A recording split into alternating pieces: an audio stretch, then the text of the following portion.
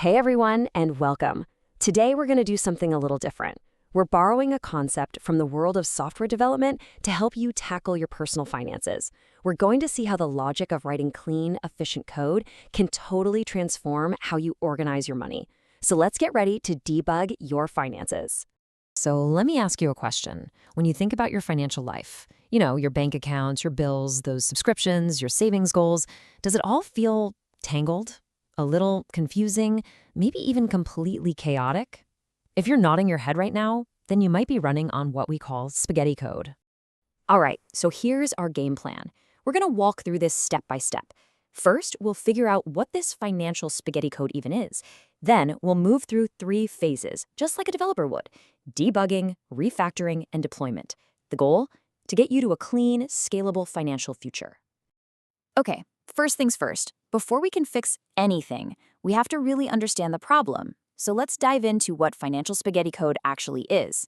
It's time to put a name to that messy, chaotic feeling that so many of us have. So what on earth do we mean by spaghetti code finances?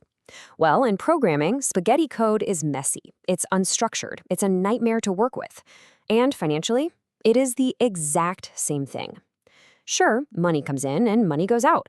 But because there's no real plan or structure, it's almost impossible to see where your money's really going, let alone actually build wealth. Do any of these bugs look a little familiar? I'm betting they do. Maybe it's that forgotten subscription that just keeps draining your account month after month.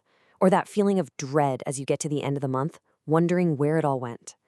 The most important thing to realize here is that these aren't personal failures. They're just bugs in your system.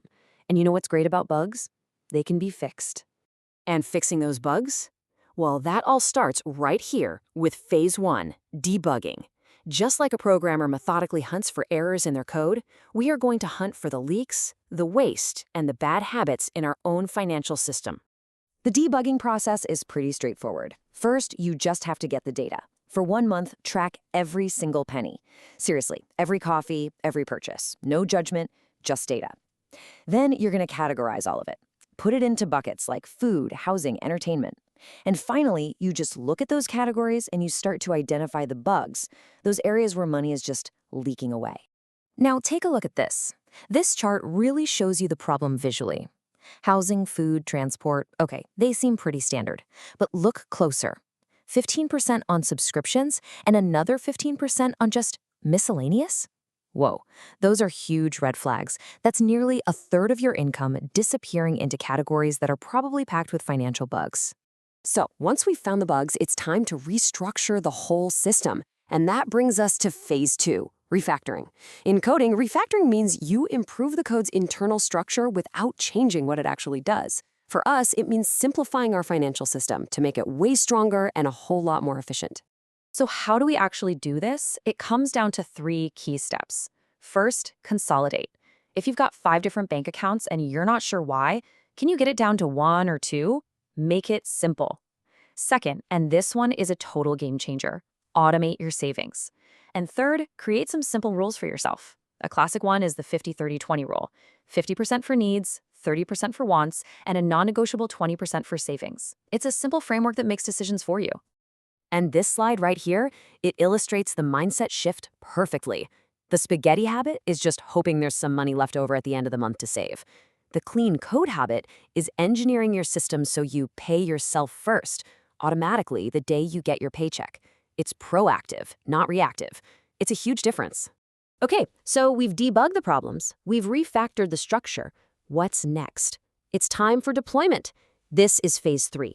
This is where we go live. We're launching our new streamlined financial operating system. The real goal here is to build something so elegant and efficient that it basically runs itself. You want to build a system that manages your money so well that you barely have to think about it day to day. It should just work.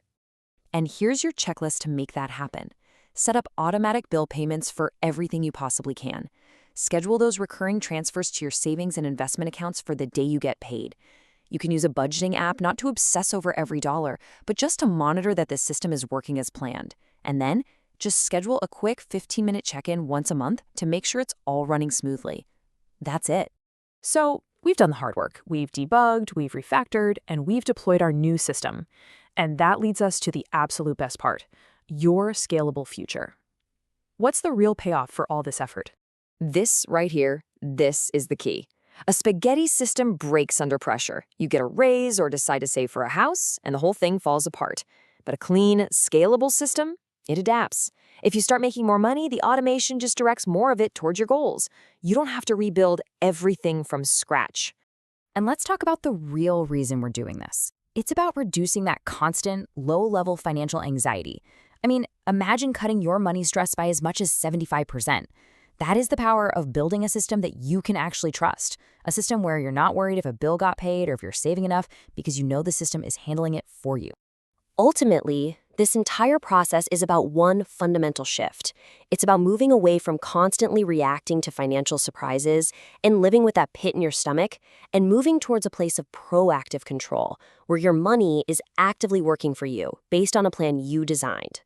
So I'll leave you with this one last thought. Once your financial code is clean, once you've built a system that's scalable and strong, the question is no longer, how am I going to fix this mess?